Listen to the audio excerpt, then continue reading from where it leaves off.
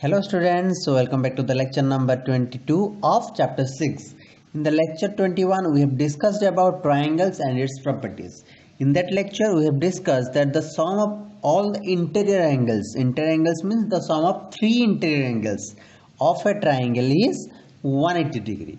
And in this lecture we are going to discuss about another theorem, that is theorem number 6.8. Okay, so let us first understand the statement of that theorem 6.8. Okay, so according to the theorem 6.8, it is given that if a side of a triangle is produced, then the exterior angle so formed is equal to the sum of the two interior opposite angles, right? So we will first understand it clearly. So it is given that if there is a triangle A, B and C, right? So if any side of the triangle is produced, any side, since it has three sides, you can produce any side. Suppose I produce this side. Okay, so whenever this BC side is being produced to a point D, then an exterior angle is formed here. Yes or no? Yes. So then the exterior angle so formed, here is the exterior angle ACD. Not only you can produce this side, but also you can also produce this side, you can also produce this side. Okay, so for my convenience I produce this side BC, so that an exterior angle ACD is formed. Now you have to prove that this exterior angle so formed is equal to the sum of the two interior opposite angles. Okay, what is two interior opposite angles? Interior means the angle must be lies inside this triangle. So you have to find that this exterior angle is equal to the sum of, okay, two interior opposite angles. Okay, since it has three interior angles, this is first interior angle, this is the second interior angle, and this is the third interior angle. Okay, you have to prove this angle ACD is equal to sum of two interior opposite angles, since there is a term opposite. If you consider this angle, then this angle is adjacent to this angle. You can see these two angles are adjacent angles because these two angles have a common arm, have a common side. That is why these two angles are adjacent angles. They cannot be called as opposite angles. So these two angles are opposite angles of this exterior angle. Okay, so here the statement is talking about these two angles, right? So you have to prove this exterior angle ACD is equal to this angle plus this angle. Okay, that means this angle means CAB plus this angle means ABC. Okay, so this is the statement that we need to prove. So these two angles are known as interior opposite angle of this exterior angle. Okay, similarly, if we consider another exterior angle like this, if this side is produced, then this is the exterior angle. Now for this angle, the two interior opposite angles are this angle and this angle. You cannot take this angle because these two angles must be adjacent angle. So the interior opposite angle of this exterior angle is this angle and this angle. Okay, similarly, if we consider this as an exterior angle, then can you find its interior opposite angles? Yes, we can find. This angle and this angle are interior opposite. Okay, this angle is not the interior opposite of this angle because this angle and this angle will be adjacent angle. Okay, so we have to prove that the exterior angle is equal to the sum of two interior opposite angle. So let us prove. So let us prove. First we have to write what is given in the statement.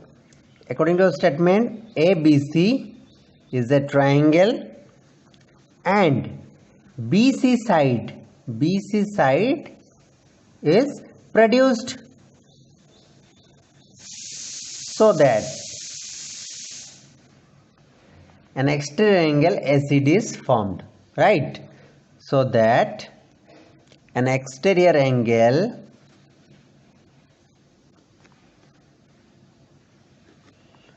ACD is formed. Okay, then we can write that this angle and this angle are two interior opposite angles, and angle CAB and angle CBA, CAB and CBA are two interior opposite angles of angle ACD. This is given. Now what we need to prove? To prove, we have to prove that this exterior angle ACD is equal to sum of two interior opposite angle, that is CAB plus CBA. Okay, we have to prove this statement. Now how can we prove? In order to prove it, we have to construct something. Okay, so construction. So for the construction, first we have to construct a straight line along A, and the name of the straight line is EF, such that EF is parallel to BC. Again I am saying we have to construct a straight line EF passing through or along with A which is parallel to BC. Okay, so EF and BC are two parallel lines. So write it. EF is a straight line along A passing through A and parallel to BC. This is our construction. Okay, so now let us prove. Since from the theorem 6.7 we know that in case of a triangle the sum of three angles is equal to 180 degree. Okay, so we can write that angle ABC, this angle ABC, or you can write CBA, whatever you can write. Suppose I am writing CBA plus this angle, that means BAC, plus this angle, that means ACB. Okay, or BCA. ACB is equal to 180 degree. It is due to theorem number 6.7. Understood? Now, since EF is parallel to BC and C, AC is a transversal line or not? Yes, AC is a transversal line and AC is transversal. Okay, now since EF and BC are parallel and this is the transversal line, then these two angles are known as which type of angle? They are which type of angle? They are co-interior angle, and we know the sum of two co-interior angle is equal to 180 degree.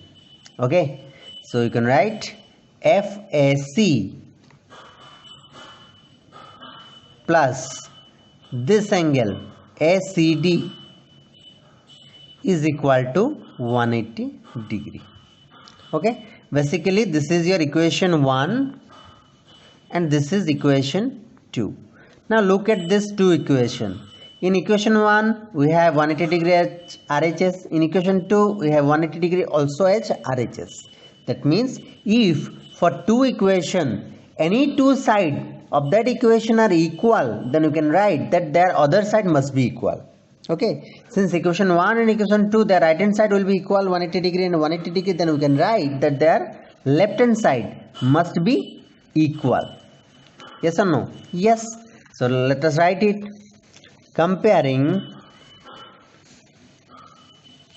equation 1 and equation 2. So what we get? We get the LHS of equation 1 CBA plus BAC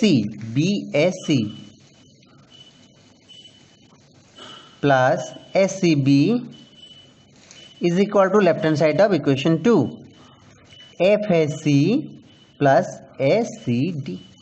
Okay. Now consider one thing.